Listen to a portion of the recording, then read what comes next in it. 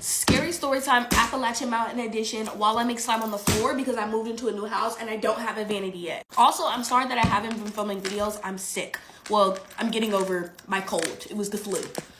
Get your money's worth and let it drain. Now, Kimberly and her family just moved into this new house along the Appalachian Mountain Trail, and they weren't newbies to the lore of the mountains. But Kimberly didn't really believe in all that. Kimberly was a shy kid. She stayed to herself and she had 0 friends. Please give me some more glue.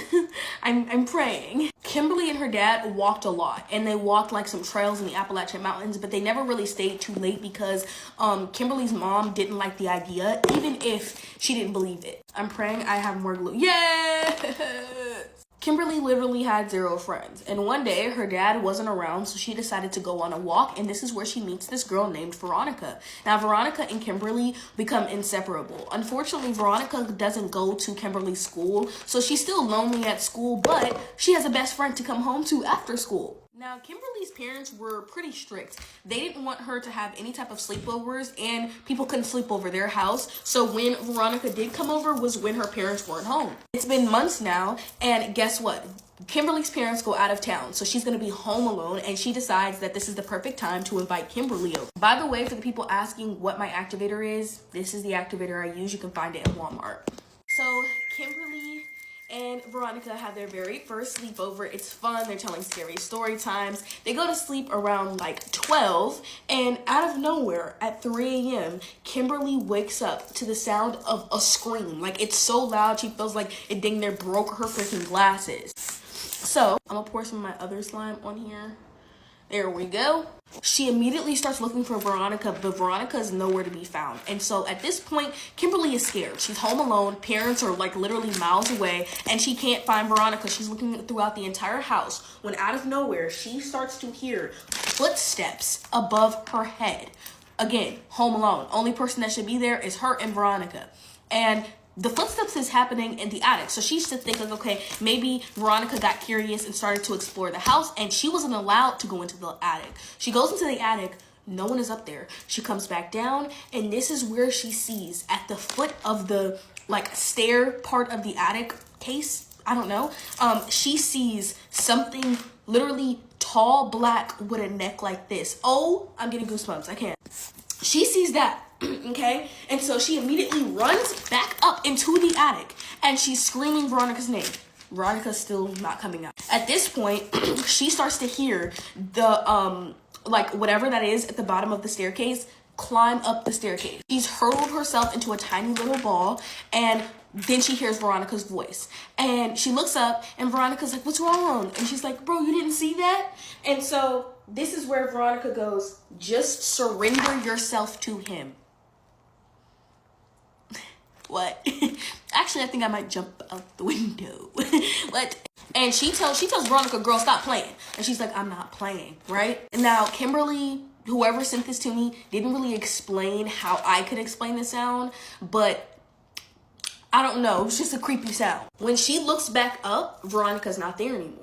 And so she runs downstairs, and keep in mind, it's nighttime. She was never allowed to go outside at night because like the theories that her mom believed were true, but she don't care. She run outside anyway, and she could hear birds crickets, all like the bugs, and then out of nowhere, straight silence. She doesn't hear anything. She looks behind her. It's the man, super tall with the broken neck. I don't know what this theme is with the man with the broken neck, but I'm good.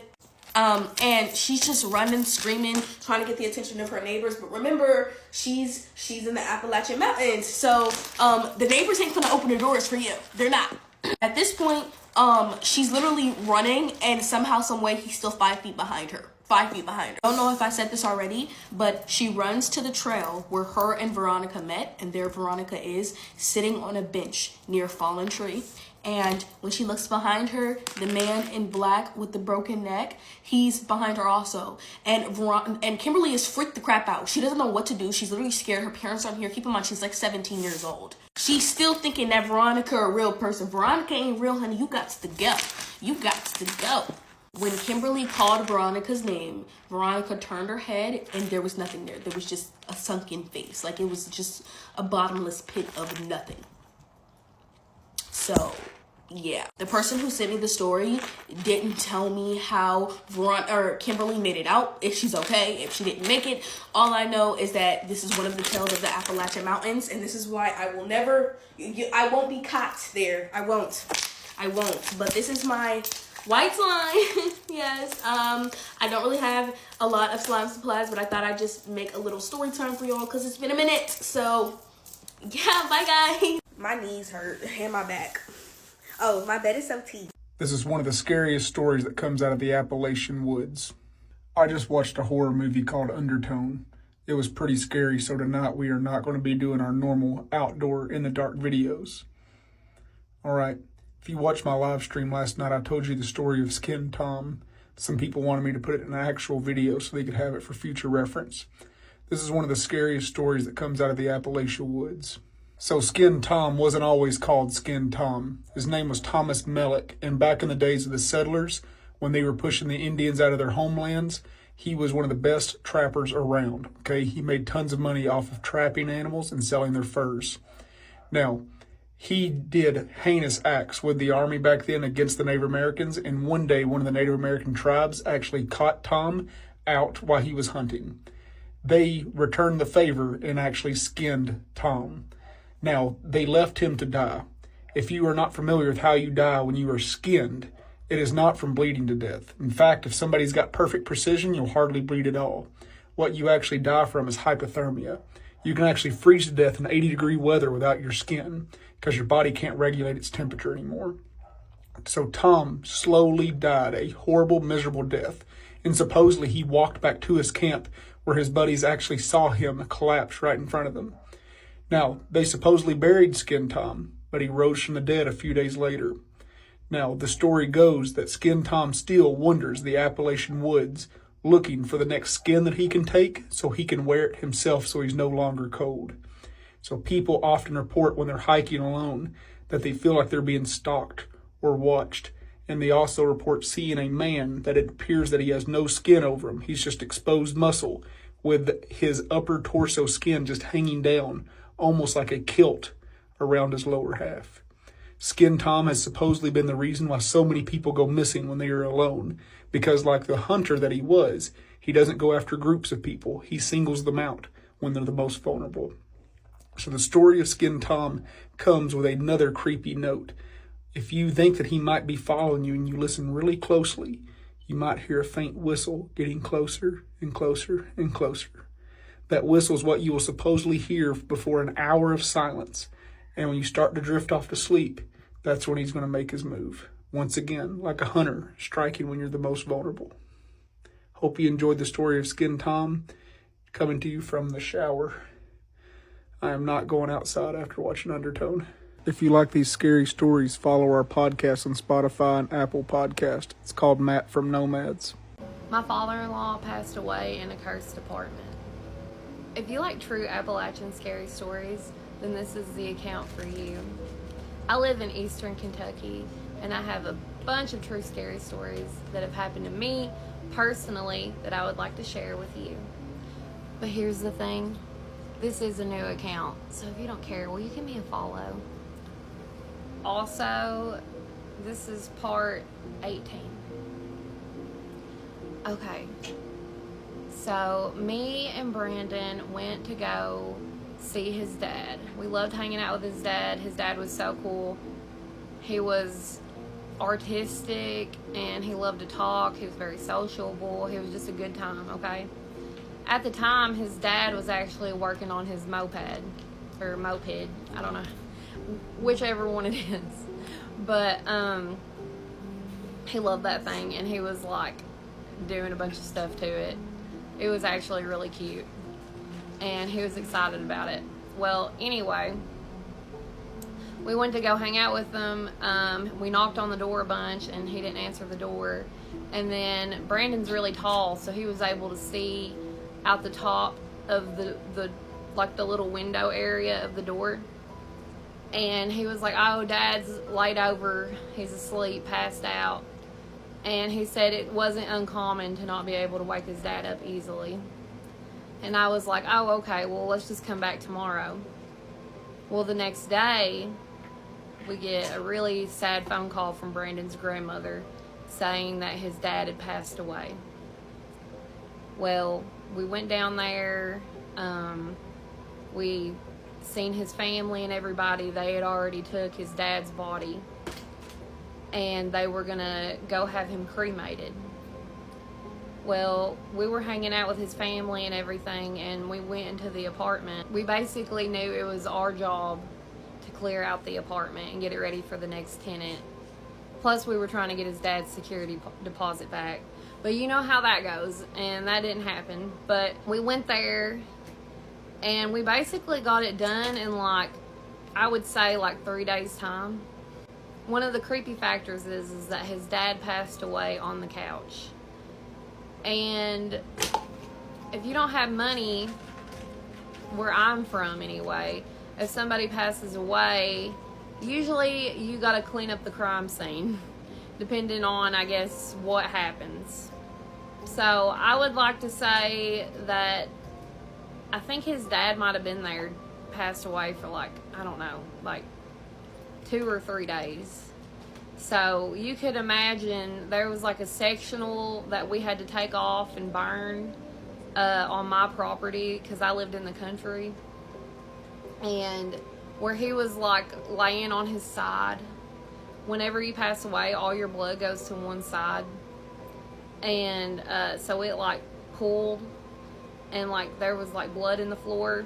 I don't really know what happened to him exactly. I kind of think he might have passed away from an aneurysm. I don't think anybody like officially really figured out what it was. We stayed there all night and worked our ass off. I cleaned the refrigerator out and everything. And after the couch was gone, we had to clean up a pile of dried up blood that was on the floor. And that was the first time that I had ever smelled, like, I guess, death. And it's like this really nasty, sweet smell. It will, like, turn your stomach so fast. So, anyway, that was pretty awful, but I tried to mainly clean it up because I didn't want Brandon to clean it up. And so anyway, we get everything done. It's just like a heavy vibe in the apartment the whole entire time. And honestly, I felt like something was watching me there the whole entire time. I felt so uneasy. We had a lot of stuff going on in our own life at that time, obviously. And then plus his dad passed away on top of it. But there was just this weird negative energy in there now. You know what I mean? So when I was leaving the place, I was saying a prayer in each one of the rooms because I just had like this weird feeling, you know. I didn't want the next family that moved in there to feel this way. Well, whenever we were packing up, we were getting like the last bit of his dad's stuff and like piling it in my car. There was a lady that came over that lived next door, and she said, you know that the last 2 people that lived in that apartment were also found dead.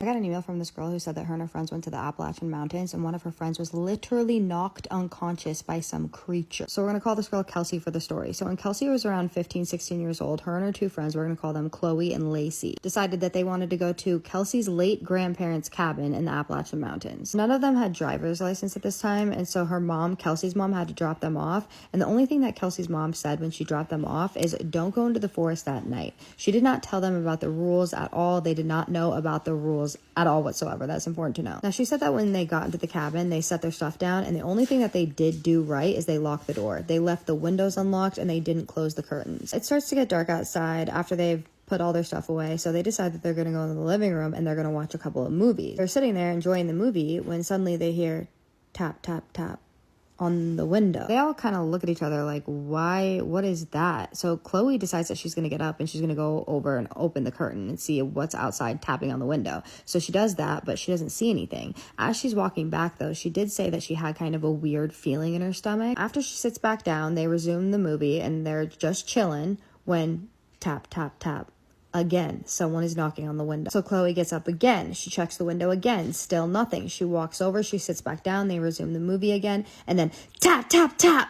really loud on the window this time. This time, Lacey stands up, and Lacey is super annoyed at this point. So she goes over, she thinks that someone is messing with them. She opens the curtains, and as soon as she opens those curtains, she falls to the ground and starts screaming. Kelsey said that to this day, Lacey still will not talk about what she saw at that window. And the crazy thing was that they stayed there for a week, and this was only the first day. Well, the next day, Lacey is just traumatized at this point. And so she is like, I'm not leaving this house. I don't want to go anywhere. She won't talk about what she saw, nothing. And so Chloe and Kelsey decide that they're going to go on a hike in the mountains. So they go on a hike for a little bit. They're out there for about an hour when suddenly Chloe starts to feel sick, like very sick, and she has to sit down. As Chloe is sitting down, just kind of trying to make herself feel better, Kelsey said that she had this innate feeling that something was watching them. So Kelsey tells Chloe, like, I think we need to go. I feel like someone is watching us. And so they get up and they go back home.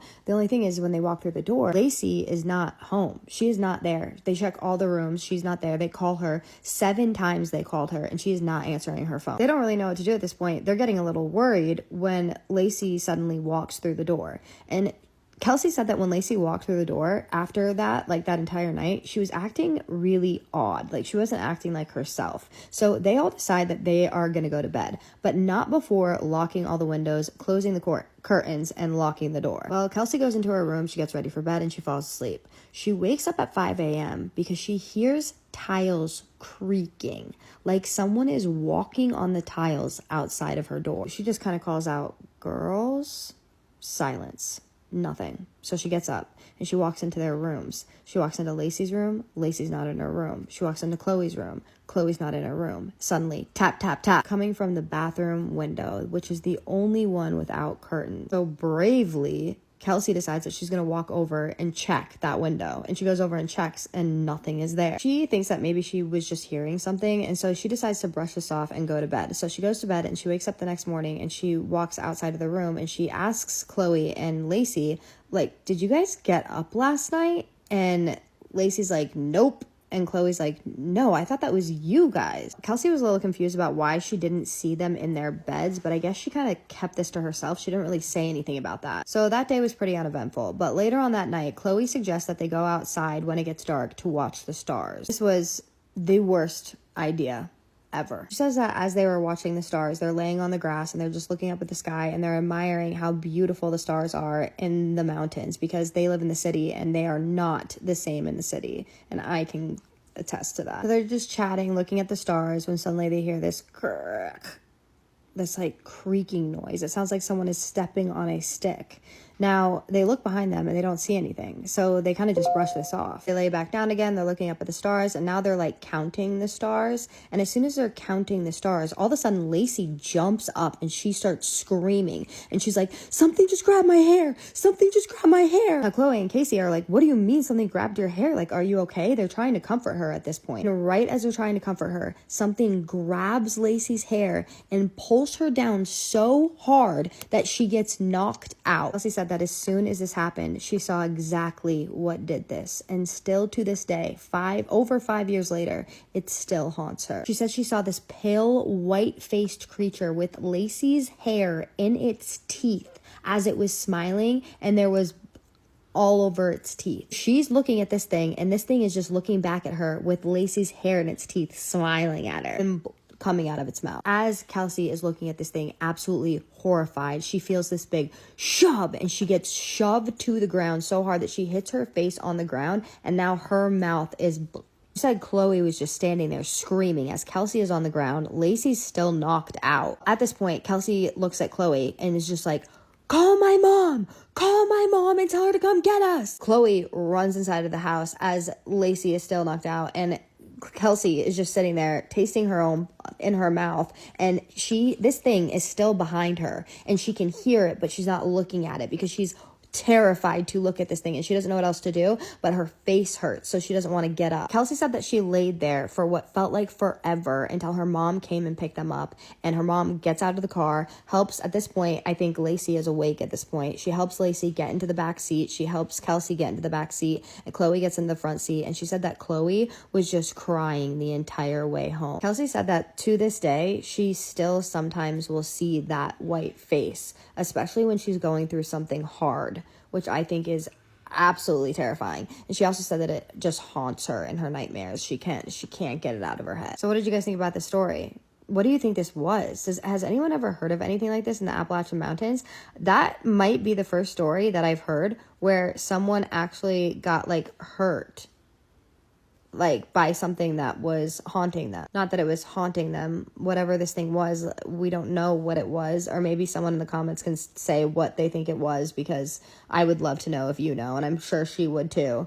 But I don't even know what to say about this story. It's pretty terrifying. But any thoughts, suggestions, comments that you have, please drop them below. And then I also want to know what you thought the scariest part of the story was. Back in 2019, the November before I got married, I had an insane sleep paralysis experience. Like, jarring experience. At the time, it was genuinely one of the scariest things that I could remember happening to me, like, in a paranormal sense, ever. I woke up out of a very easily REM sleep sesh, eyes open in my dark bedroom. At the time, I was living in a family-owned house that I lived in for like 5 years. It was also a little haunted, but that's a different story for a different day. And the two things I saw above me had nothing to do with that house. At first, I actually heard them. I didn't see them. I heard them. There were two beings talking over me. A man energy and a woman energy. I couldn't see any faces. It was like black outlines, actually. And as soon as my eyes opened into my dark room after hearing both of them saying the words and fighting over me, quote unquote, I want her. No, I want her. Back and forth, arguing with each other as if I wasn't even there, as if I couldn't hear them, as if I was peeking in on whatever they were doing at the time. I tried to make out their faces, and I couldn't make out any facial structure. It was just two, like, dark shadow outline people. But I could kind of feel the personality of them. I knew that the man was odd. He was a funny guy. For years after having this experience, I always described him as, he's a funny guy. I don't know how to explain that. He's, like, unserious. And between the two of them, the woman was more domineering. She actually came off almost like a warrior, but I didn't know really what to make of that. Like, in a sense, she was stronger or more domineering than whoever this male energy was. The whole experience was extremely jarring, scared the crap out of me.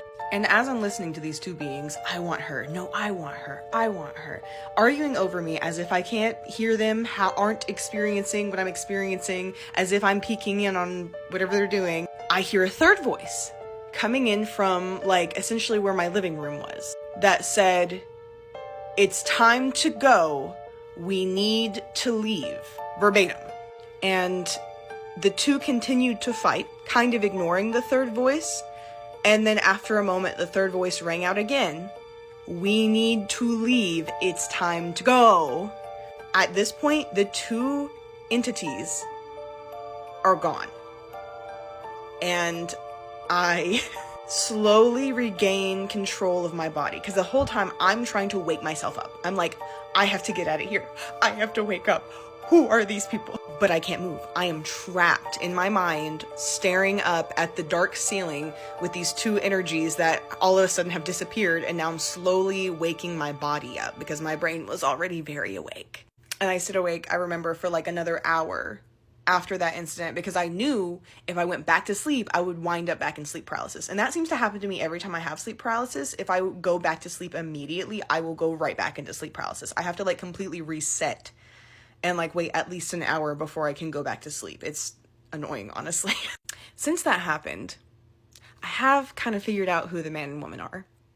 I still don't really like know who that third voice was or why, like the specifics. I don't understand, not like time isn't linear. I understand that. So like, why was it time to go? Where were you going? Why did you need to leave? Was it because I was waking up? Maybe it was because I was waking up. Wait. Still don't know who the third voice is, gonna be honest with you. But I do have some inklings about the man and the woman. And long story short, I think they are archetypal guides of mine. And if you've seen my movie As You Wish, my short film, I've actually depicted a biblically accurate experience for you to see of what I experienced. If you're curious, clip is here. But before you go, if you want to watch the whole thing, it's up on my YouTube right now, free to watch. Link is you know where, okay? As You Wish is up. Essentially, I took that experience, that real, legitimate paranormal experience, that sleep paralysis experience, and I turned it into an entire short film, okay, for your viewing pleasure. So go check it out if you're curious. But that really happened. Everything in that scene that you're about to watch really happened, almost verbatim. Okay? So, also the actors that are in it, Joseph Lacombe and Brittany, I'm going to link them below. So feel free to go follow them.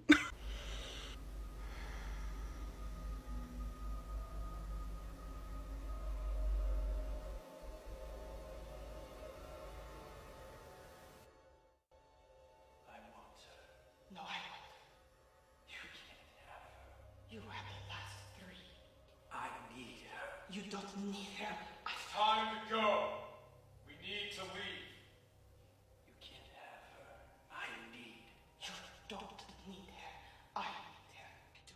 It's time to go.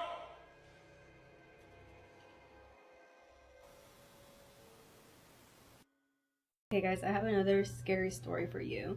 So this actually is a story that my paternal grandma told me like years and years ago, and it's about when she used to live in Mexico and she used to be a housekeeper at a hotel. So this was a long time ago, like before she had any kids. So yeah, it took place a long time ago. But basically at this hotel that she worked at, she was covering a double shift because I guess somebody had called out and they didn't have enough workers on site. So she had been there all day, and they had let her know that if she wanted to, she could stay at the hotel overnight because she was going to have to be there the next morning anyway. That way she didn't have to go back and forth. Plus she lived further away and she didn't want to travel that late at night. So she took the offer and she ended up staying at the hotel. And she had said that previously she had had weird vibes at this hotel. Like she had been working there shortly and she already had like a kind of weird vibe about it here and there, but she was also very religious, so she didn't let anything like that affect her spiritually. She would just say a little prayer and move on, so she didn't really think much of it. But as soon as she gets into her hotel room, she's getting ready to go to sleep, so she gets into bed and all of that. And then as soon as she's drifting off and about to fall asleep, she feels something sit on the side of the bed. She feels it like compressed down next to her feet, like somebody had sat there. And then moments later, she feels something get on top of her. And she opens her eyes and she's looking around the whole room. Her heart is beating fast. Nobody is in the room, but she feels this pressure on her chest. And then moments later, she's trying to move and she can't move her body. She also can't speak to yell out for help or anything, and all she can do is struggle beneath the weight of this thing on top of her. And as time goes by, it's harder and harder for her to breathe, and then she feels somebody's hand go over her mouth, and now she really can't breathe because she was trying to yell out for help, and then that was kind of making it harder for her to breathe, and now she feels like there's a hand on top of her, and now she's trying to slowly breathe in through her nose. A few minutes pass by of her doing this, and she closes her eyes, finally trying to relax and get a prayer out, and she starts praying in her mind, saying that everything's gonna be okay, that this, whatever this entity is, can't harm her, and she keeps repeating that over and over and over again. And then finally the pressure goes off of her chest. She feels whatever was on top of her just leap off of her, and she's finally able to stand up out of bed. As soon as she does that, she takes in a big breath and she immediately starts grabbing all of her stuff. And she grabs all her stuff, she goes down to the lobby and she sits down on one of the couches there, and eventually she ends up falling asleep on the little couch. And the next morning she is telling her coworker about it, and her coworker is saying that something similar had happened to her and that she has had other experiences. And so ever since that single night, she never stayed at the hotel to sleep there ever again. She still worked there because it was a very good job for her to have at that time, and she didn't want to let go of it. So she decided that she was still going to work there, but she would just not stay there anymore.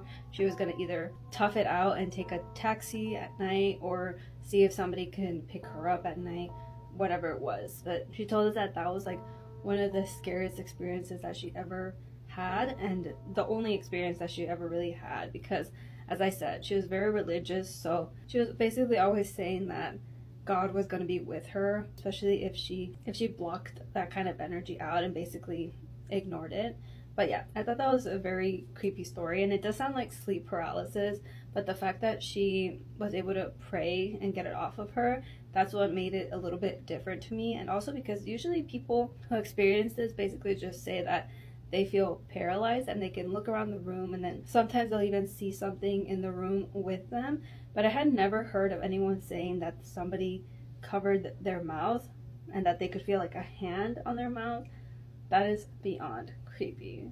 But yeah, I hope you enjoyed that story. Bye. There's a historic home in Lexington where one former owner may still be running the place. We're talking about the Bodley Bullock House, a stunning 3-story home with roots that date all the way back to the early 1800s. It was once owned by Colonel Thomas Bodley, a War of 1812 hero who helped shape Lexington's early history. Over time, the house changed hands, survived financial collapse, and was even occupied by both Union and Confederate troops during the Civil War. But the story that people remember most starts in 1912. That's when Dr. Waller Bullock and his wife Minnie moved in. The couple moved in during the early 1900s, and the home became part of her legacy. Even after her passing in 1970, some believe that she never really left. Brides posing for photos on the grand staircase have later found something chilling in their photos: a woman and a child standing right behind them. Lights in the foyer have been seen flipping on and off, not dimming, actually coming on and going off, like someone's trying to send a message.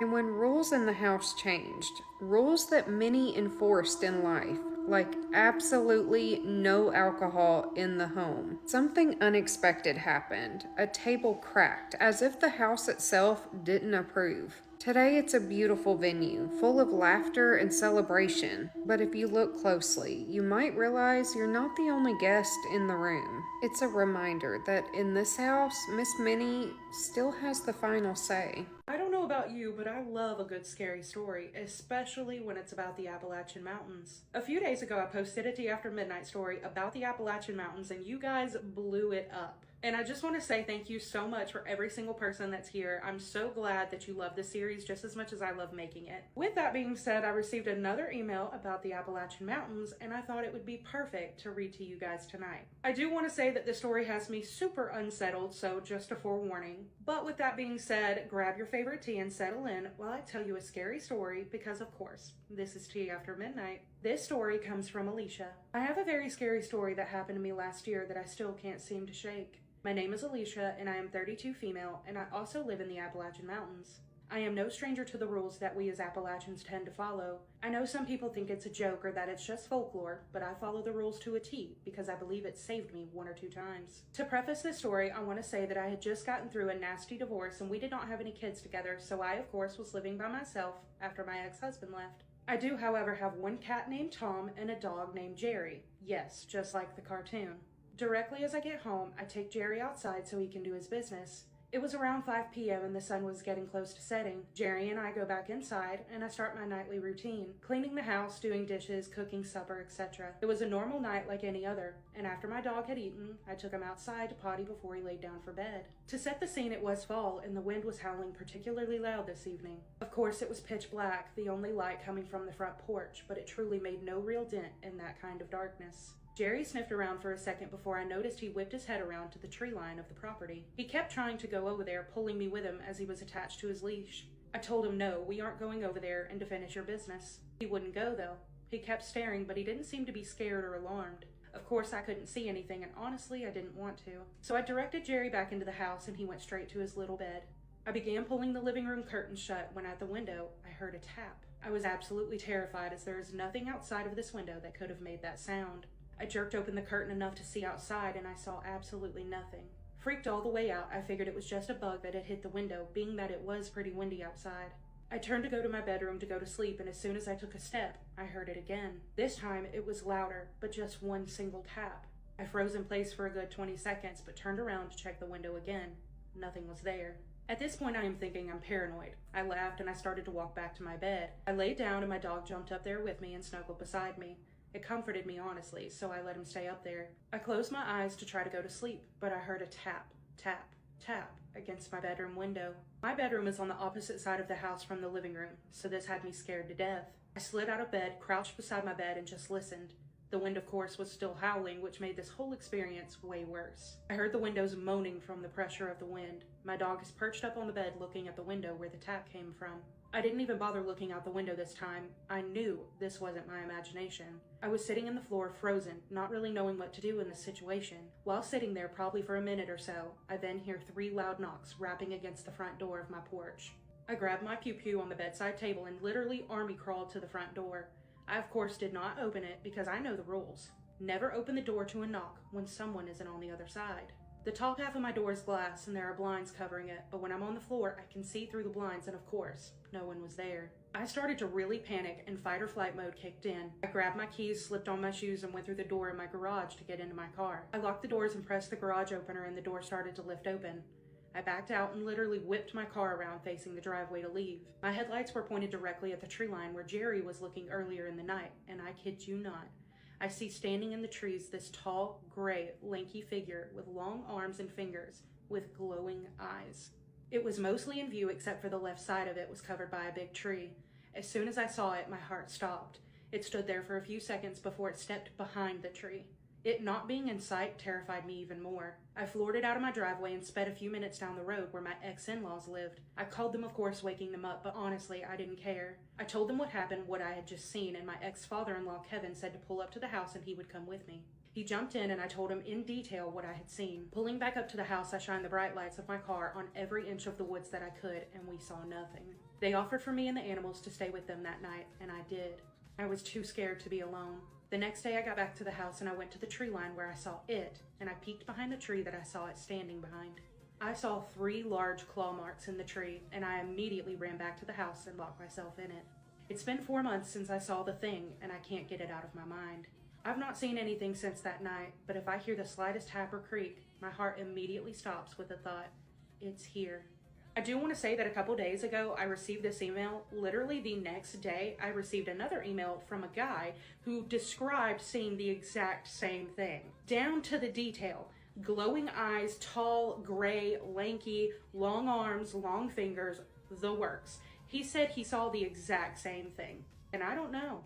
That's just too big of a coincidence for me. So I don't know what it is. I have my theories, but very, very creepy, and it has me super unsettled right now because I literally have to take my dog out in the dark. But y'all let me know in the comments what you think this could be because this was so scary. But that concludes this episode of Tea After Midnight. If you have any personal scary stories you want to share with me, I would love to read them. You can email me at the email that's going to be in the caption, or it's going to be right up here. I have received a lot of emails and comments and DMs over the past couple days, so I promise you I will get back to you. Just give me a little bit of time, but please send in your stories. I love reading them and I love to share them. But thank you so much for watching. I hope you have a wonderful night. I love you, and I'll catch you in the next one.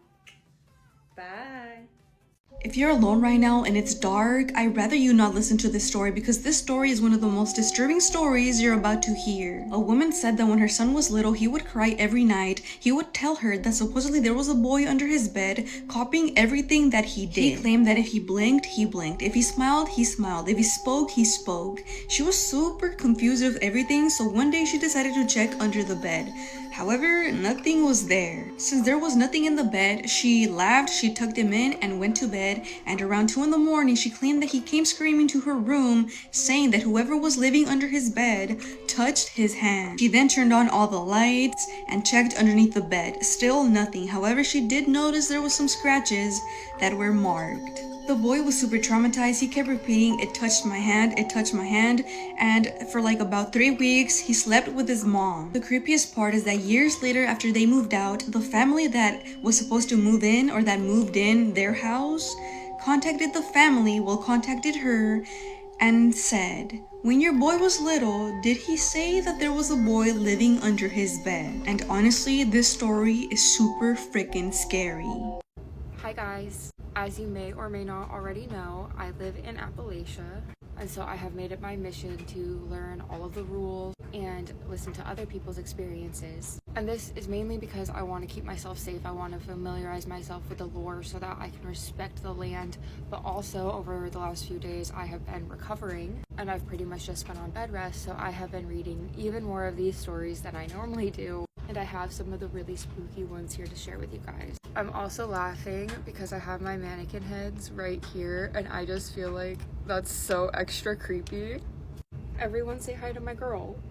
Okay, just like last time, none of these stories are mine. I just kind of like to be scared, and if you also like to be scared, this one is spooky. Let's get into it.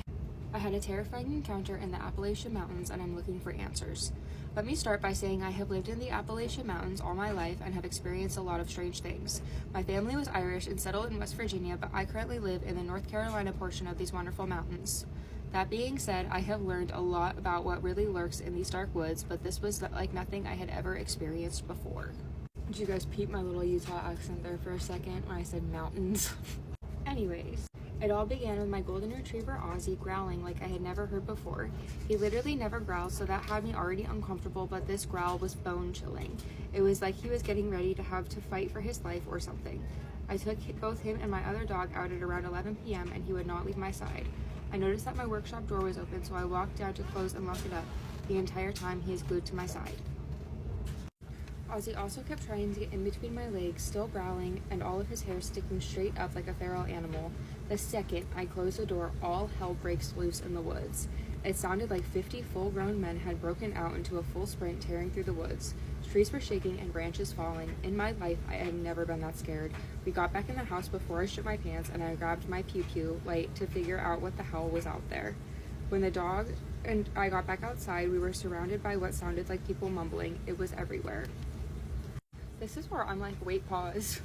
Why did you go back outside? Even with your pew-pew, why are you going to go back out there if it sounds like there's 50 people? You have 50 rounds in your mag? Anyways, back where we were, when the dog and I got back outside, we were surrounded by what sounded like people mumbling. It was everywhere. I shined the light all over the woods and couldn't see anything but hear the sound that was coming from all around. It sounded as if you got a full gym of people to baby mumble. You could almost make out words. That's why I don't think it was an animal. I almost immediately felt sick, like I was having a mix between a panic attack and the full swing of the flu. Back inside the house, it sounded like people were walking around all night. The windows were creaking and you could clearly hear the sound of shoes on the gravel. The mumbling never stopped. Every time I got up to check the house, my feet would touch the floor and it would get dead silent. You couldn't hear birds, crickets, frogs, or anything. I was terrified and didn't sleep a wink. The air felt thick and evil all night. That's the only way I could explain the feeling. Imagine a soaking wet quilt being tossed over you. That's how I felt. I'm looking for any answers as to what this could be. This wasn't like the normal spooky stories my grandma and great aunt I am looking for any answers as to what this could be. This wasn't like the normal spooky stories my grandma and great uncles used to tell me. Everything about that one just like makes my skin crawl. Like golden retrievers are so calm and so mild-mannered, so to visualize one that's that worked up and like has its mohawk standing up on its back, like I wouldn't even want to be like peeking out my windows to see. That's none of my business. I don't want to know. Anyways, next story. I feel like I'm like smiley and sunshiny while I'm like reading these stories that are doom and gloom. Anyways, here's the next one. Real story here from Southern Appalachia. Not the craziest horror type story, but still scared the hell out of me. In August 2022, I solo overnight camped in the Sumter National Forest up in the far northwest corner of South Carolina. My third and last time ever solo camping out in the middle of the mountains/woods. I feel like I'm a pretty seasoned outdoorsman and I wasn't that far out to where this would be irresponsible. Anyway, I parked my car on an old logging road and hiked about 1.5 to 2 miles to the top of a ridgeline that was near an area that had just been cut by loggers probably in the spring that year.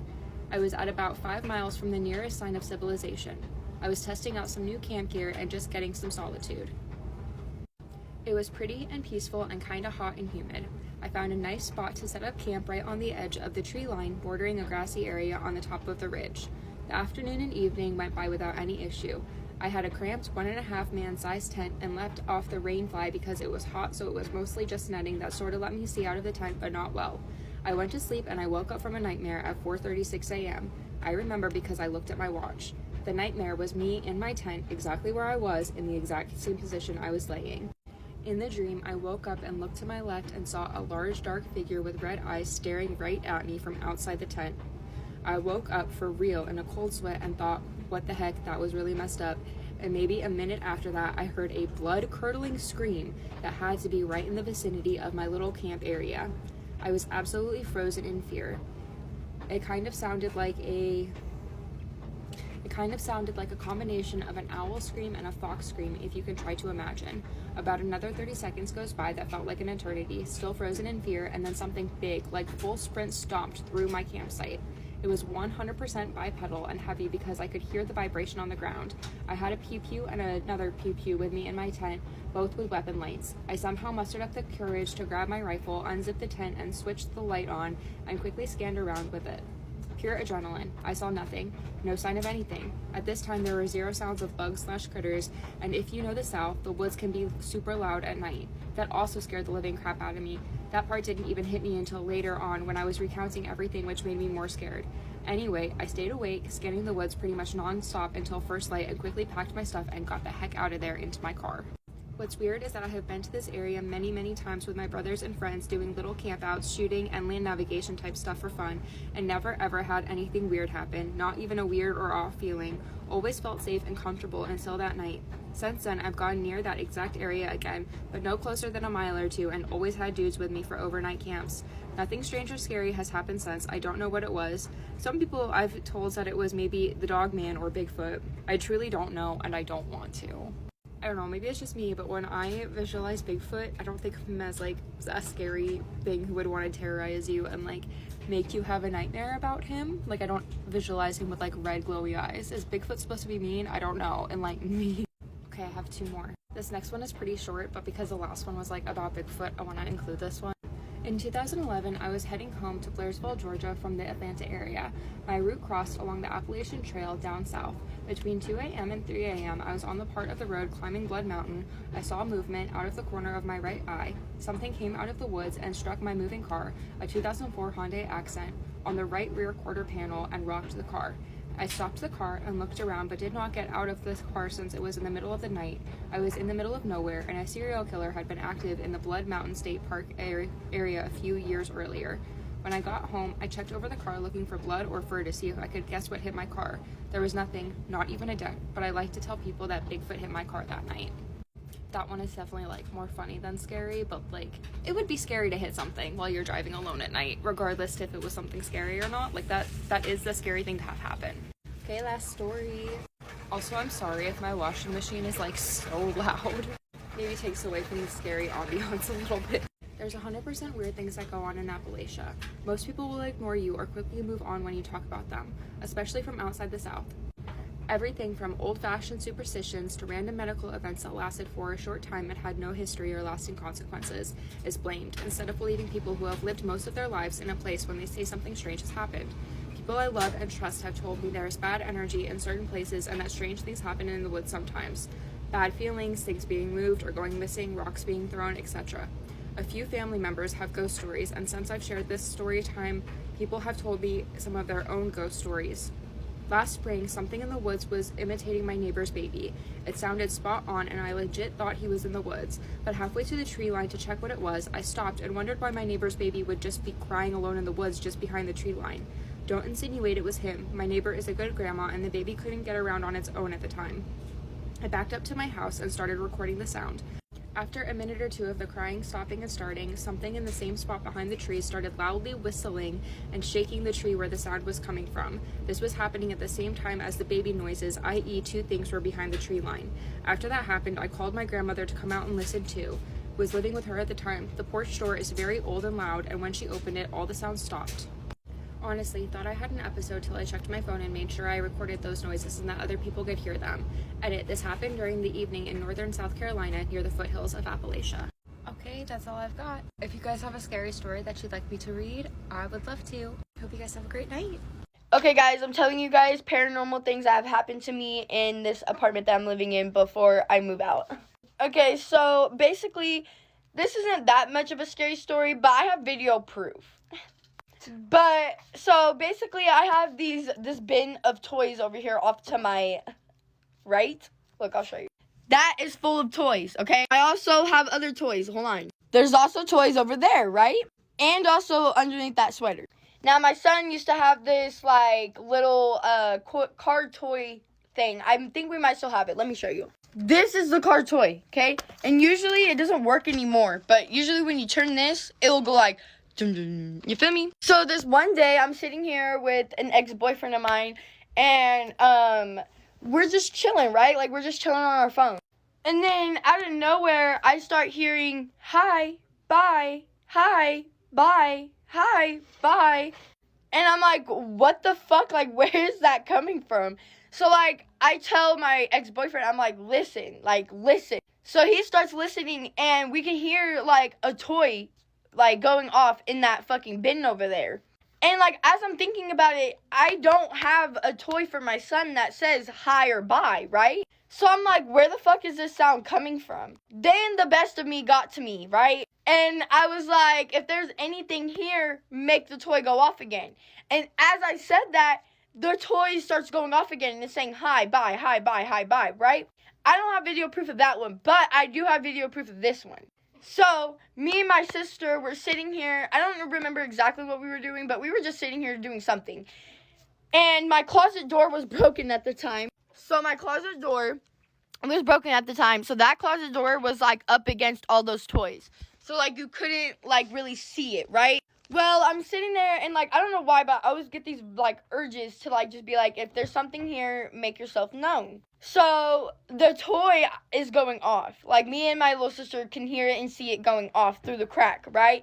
I'm like, all right, I'm gonna record this shit. So, I'm like, if there's something here, make the toy go off again. As soon as I say that, the toy goes off again. Absolutely not. I'm gonna put the video in right now. Is there something here fucking with the toy? If so, do it again. Yeah, so let me know if you guys want any more ghost stories. 5 signs that a location has actually followed you home. And when I tell you what the signs are, you're instantly going to be able to pinpoint that moment. And I'm going to tell you what it actually is. You're definitely going to want to save this video to come back to. It is going to be slightly longer than most, but you definitely also want to share it with people that love visiting historic locations. Trust me, you're definitely going to want to remember this. I have been involved in the paranormal field for over 15 years. I'm also a practicing witch of over 25 years, and this kind of shit I absolutely love. I will say I do drop more of my content in the subscription, so if you're not a subscriber already, just check out my profile. Every location holds the energetic history of what happened to it. And some locations have history significant enough that they don't get left behind when you leave. So number 1 is quite an obvious one, but everything changed kind of a week after you got back. So your energy changed, the atmosphere in your house changed, everything changed, and you noticed it. Number 2, you cannot stop thinking about that place that you visited. You literally almost become a little bit obsessed with it, as in you find yourself thinking about it just before you go to bed. Maybe it's even in your dreams, moments in the day that are not even relevant. Midnight, just randomly. It's preoccupying your thoughts. Number 3 is activity starts in your home, but the weird thing is, well, it's not weird, but it starts where you put down the things that you had in your trip. So maybe a suitcase, maybe a coat that you travelled with, a bag. The activity centres around those objects, maybe the room that you've put them in. Number 4, people start commenting on your energy. I find that people who know you extremely well register the changes before you do. And it could be that you're maybe a little bit flatter, your energy is heavier. They just say, are you okay, quite a lot? And you yourself are like, yeah, why? What's wrong? But actually they're noticing something, especially if they are sensitive to energy itself. And number 5, this is the one that tells you the kind of location it came from. Think about the nature of the place that you visited before things changed. If it was an historic location, maybe a castle, a battlefield, something that has documented dark history, what followed you is almost likely to be residual. The locations held that energy for so long that when you walk through it, it almost recognised something in you that it kind of latched onto. If it was a hospital or a care home or a place with sustained suffering, what's likely is it was an opportunist attachment. So that's something that was already present and waiting, and it was kind of waiting for its opportune moment to attach itself. And if it was a private home, private site, a religious site, or somewhere that just felt definitely wrong or off, this is the category I take most seriously. Because locations that you go to that feel wrong and off, there's something well established there.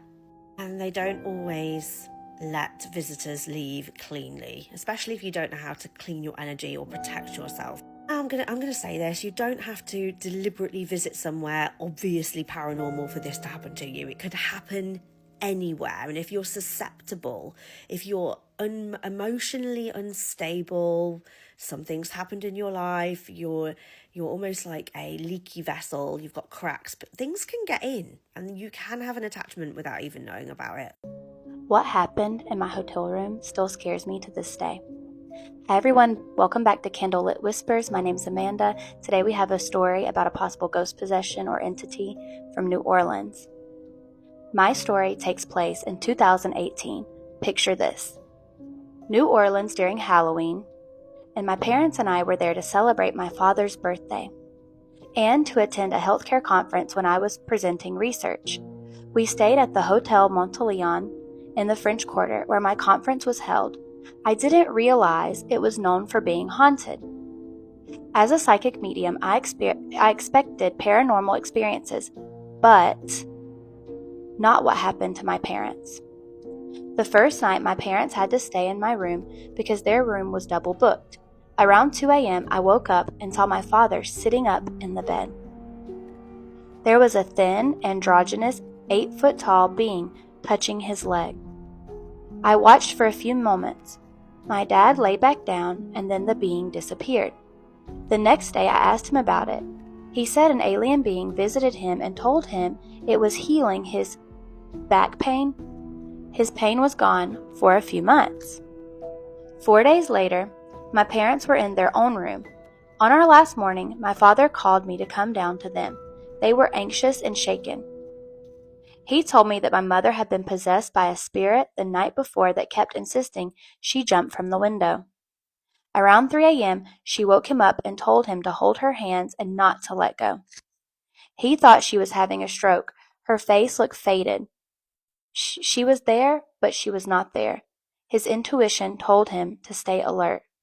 My mother said she felt a young woman enter her body and push past her, asking my father to hold her hands till morning. The woman kept telling her to go to the window and jump. All my mom could do was pray and focus on my dad, asking the spirit to leave. We left New Orleans, shaken but okay. When I got home, I contacted the hotel and spoke to the manager. He told me that I was the third person to report this. There was a young woman who had jumped to her death from that room after being jilted by a lover. Now I know better before I book. Wow. All right, everyone. What do you think about this story? Write in the comments below. Personally, I think it may have been two different entities, the gray being a separate entity from the one that was trying to attack the mother. But let me know what you think in the comments below. Today's story involves a haunted clown doll, so if you have a fear of dolls or clowns, this is really not the story for you, and I would skip it. And this is another story from Lucky. They have been kind enough to send another one, and this one is wild, so let's get into it. Now, when they were younger, they collected clowns, so whenever they acquired one that looked like this, it was just one to add to the collection. But they did find out pretty quickly that there was a male spirit attached to it, but he seemed fine. They would communicate with him, he seemed friendly, it was all good. Until around 2 or 3 in the morning every night like clockwork. So in that picture you could see that this clown had a small music box, right? Well, at this time in the morning that clown would start playing music. but it wasn't like the normal music box music. It was really distorted and weird. It was like a weird hum. And on top of this, the clown's head would start spinning all around for no reason. It didn't have the mechanics to do that. Why was it doing that? Why was it doing that? Now, after a while, he would stop, especially if you held him, but that happened every night. There is one night, though, that Lucky recalls in particular that they had a friend over, and this friend woke up at around that time and witnessed that happening and ran home. Like, grabbed their stuff, ran out of that house home, and said, I am never coming back, and they never did. But you know what? That friend ended up being not a great person. So, was this clown just like taking out the trash early? Is this a protection thing? Because other than this little creepy thing at 2 or 3 in the morning, Lucky never got a bad feeling. I'm gonna say it was a protector. At the very least, it wasn't malicious at all. And that was just really good timing that girl got scared. Because bye. So listen to me. This story comes from Lanny. She will be tagged in this video. We're going to be sharing a Ouija board story that she told me. In addition to her story, we're going to be sharing one of my mom's stories. It's one she told me growing up, and it's about a Ouija board session that she had when she was a teenager. It scared the shit out of me when she'd tell me growing up, and to this day in my 30s, I've never touched a Ouija board. You couldn't pay me enough to. Now back to Lanny. Lanny said she grew up in a very religious family. Even though she grew up that way, she was very skeptical on all things spiritual like God and demons until this experience. This, she said, made her a believer. Lainey said that one day she is just curious enough to try a Ouija board session. Now, she already had a Ouija board, but she said it wasn't a legitimate one, so she was skeptical on whether or not it would work. She decided instead to DIY her own Ouija board. She, her sister's boyfriend, get a piece of paper. Her sister draws the board up. They sit in the middle of the room with the Ouija board in the center, and they light a candle and set it away from them so that their movement does not disturb the flame. They begin the session. Now, the second that they begin the session, they ask if anything is in the room with them. Without hesitation, the planchette moves and spells out Z-O-Z-O. I'm not going to say the name. I've heard that even saying the name of this demon invites bad juju. I am not trying to fuck around and find out. Now, this immediately makes their stomach sink. In order to debunk whether this is actually happening, they again ask, is anything in the room with us? The planchette moves to yes. They ask, who is it? And again, without hesitation, it spells out Z-O-Z-O. Now, at this point, she said that the candle flame is going crazy. The second that it spelled out the name, this candle is just flickering all over the place. They are so terrified, they decide they're going to end the session. So they say goodbye. Afterward, they try to smudge the room, they sage themselves, and they burn the board. Now, I've heard mixed reviews on whether or not you should burn a board. You guys let me know in the comments. Regardless, they did to try to get rid of it. And ever since Lainey said that she is just really paranoid that she has invited some sort of malevolent being into her home or a negative energy, she said there is one single thing that's happened since the session. So she had a nightmare. In this nightmare, Lainey was in her old house. She's doing a Ouija board session. She said that, again, the planchette spells out Z-O-Z-O, and when it does, all the candles blow out, the lights are flickering on and off, and the house just starts violently rattling and shaking, and it scared her so bad in the dream, she bolted awake. Other than that, like I said, nothing's happened. She just has this nagging feeling that something is not right. Now for y'all's 2-for-1 special. So my mom always shared this story growing up, and it scared me. I believe it's real. So my great-grandma, you know, Ouija boards were marketed towards kids when they first came out. And my great-grandma always liked spooky stuff. And she thought it was funny. She thought it was like a game. A lot of people did or do.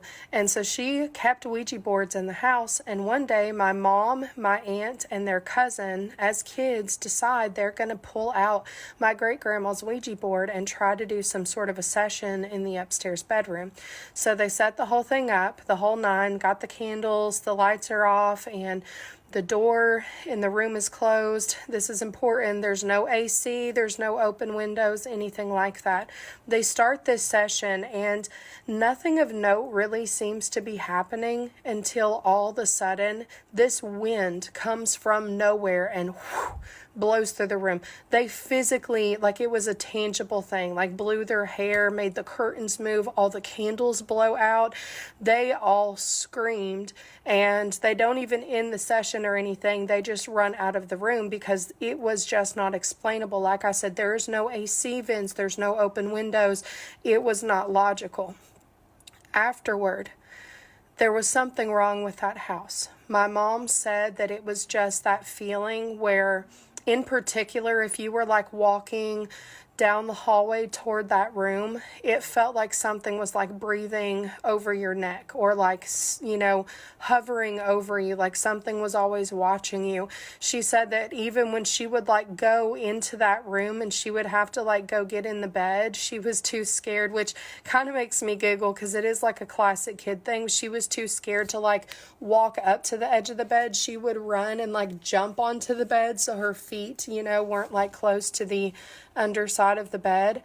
Overall, the creep factor was just very much so amplified in that little white house after that. Even into adulthood, you know, my mom felt the same way. You guys let me know what you think in the comments. Are Ouija boards just a game? Are they fake? Is there something to it? Would you or have you ever messed with a Ouija board? I, for one, like I said, will not be firking around and finding out. Y'all stay tuned for some more spooky stories. Send me your spooky stories, and I'll catch you in the next one.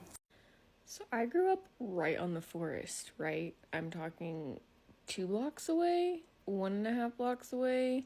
If I went through my neighbor's yard, 100 feet. And as a kid, I was super lonely and super weird, so I spent a ton of time in the forest by myself, mostly because I just wanted to get away from everybody. But here's the thing. Some strange things happen to you when you hang out in the woods by yourself a lot. And I've been thinking about this instance quite a bit lately. The time that I came across what I'll call a banshee, but I don't truly believe was a banshee. I believe it was something more native that I do not put words to because of where I'm from. And there's just certain things that you don't put words to, especially not at 1 a.m. alone. But anyway, on to the story. I'm 14 years old, and I'm in a particularly dark place in my mind, in my life, right? I believe it was a Friday afternoon. School was over. I took a walk to about 2 miles into the forest to one of my favorite spots. Is a little waterfall, a little watering hole that I used to sit at. Oh God, I just got full body chills. Why am I doing this at 1 a.m? So I go to this waterfall. Okay, I go to this waterfall all the time. And I chill there and enjoy it, and I have occasionally come across some wildlife or maybe other people at this place, but never anything sinister until this day. I'm completely by myself, and I'm sitting atop a giant boulder, a huge rock, and at the bottom of it is the watering hole, so I'm way up here. And then behind me scales like a cliffish hill, like a really, really steep hill that goes up, which I have explored quite a few times before, but it's not really like my particularly favorite area to go into because it's a giant hill covered in pine needles, so you just slide down it. So anyway, I'm sitting on this rock just taking everything in. I'm in my mind.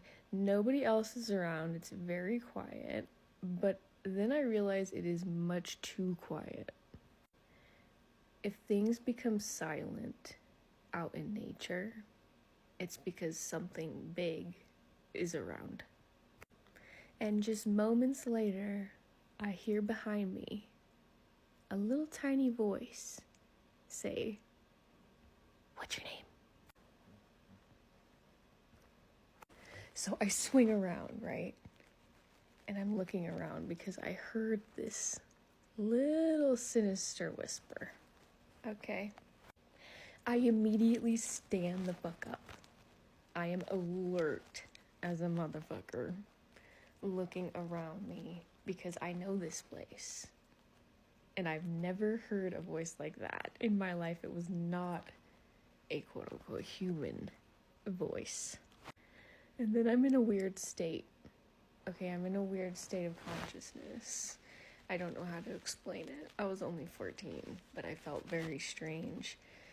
And then off in the distance, it sounded like it was maybe 30 to 50 feet away, but you never know when you're out in the forest. I just heard a bloody wail. A wail. A deep wail. Sounded like a woman who had lost something that was the most important thing. It was a guttural wail. And I heard it from out in the distance. And I thought somebody was in trouble because I was a 14-year-old kid. And so I started walking up the hill towards this noise. Never do this. Never do this. I now know that there are quite a few animals that make noises like this, but there are also paranormal and spiritual beings, if you may indulge, that also partake in these types of activities to draw you into the woods. So I'm trudging up this hill, and it's covered in pine needles, and if you know you're walking on these pine needles, you're just sliding down. You're just sliding down. And I'm panicking because I'm hearing somebody in trouble, and I care so deeply, especially when I was 14. I cared about people so much. So I'm huffing it up this hill, right? And then I come across a staircase. A staircase in the middle of nowhere on this hill. Now, this is a mining area. There's a lot of strange things I used to find out there, and a lot of strange structures and things that were left behind. But this is literally on the middle of a super steep hill, and it's like a small staircase that just goes to nothing. There's no way there could be a home there or an old structure there or anything. It's just a concrete staircase in the middle of this mountain that I have never seen before. And I have been on this mountain hundreds of times. So alas, I come to the bottom of this staircase and I realize that the sound has faded. That there's no longer any wailing, there's no longer any sound happening around me. I'm just simply at the bottom of this staircase. And from that point, I literally have full body chills right now because this experience was so mind-bending. From that point on to the point that I got home, I have no real recollection. I remember feeling extremely lost, extremely scared, and walking in some kind of circular pattern and seeing the brush that I knew so well, but I just could not articulate it, and then somehow making it out, getting home, and being in a shit ton of trouble. Because under my perception, I believed that I had only been out for maybe an hour or two, which was like the agreed upon with my parentals. And my mom said I was gone for 6 hours. I was grounded. And I spent 15 years and I still think about this incident quite frequently. But I was definitely sucked into some kind of warp or something out there. And I always have this innate feeling that I was lucky to find my way out. But I've had that feeling quite often in my life. Anyway, moral of the story, don't go outside. Don't follow strange noises. And if you find a staircase, good luck. We all know the Appalachian Mountains are completely scary, and many people go missing there every year with no explanation. Here are some of the creatures that live within the forest that you might encounter that, trust me, you just don't want to encounter. First, the Wumpus Cat. I think I said that right. This is half woman and half mountain lion, and it's described to be completely horrifying. Locals say that she stalks campers or any person that disrespect the land, and the last thing you want to see is her glowing eyes. They say her scream sounds human, and if you hear it twice, trust me, you won't be alive in the morning. Then there's the whistlers. These are described to be something that you completely don't want to encounter. If you hear whistling in the mountains, don't whistle back. If you whistle back, they will mimic you, and trust me, there's plenty of stories of people who have encountered these beings because they whistled back.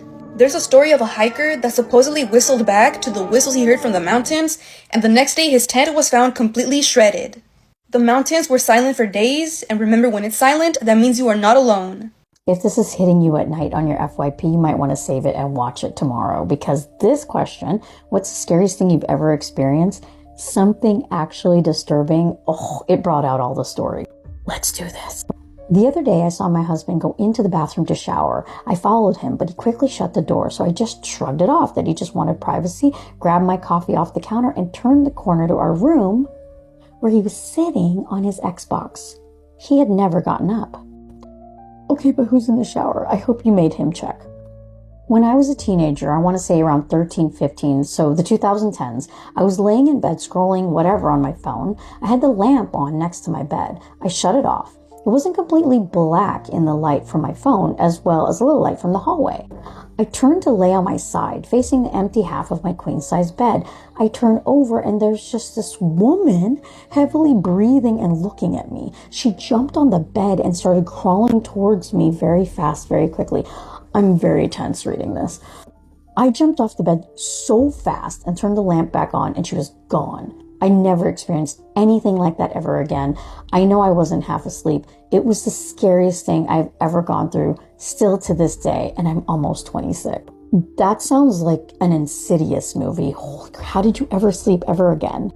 The first story reminds me of a friend of mine's house when I was in my early 20s. She had a much younger little brother, and he would play in his room alone and started talking about his friends, which he called the folks. After he brought him up a few times, she asked him, have you ever asked them, like, what did they want or anything like that?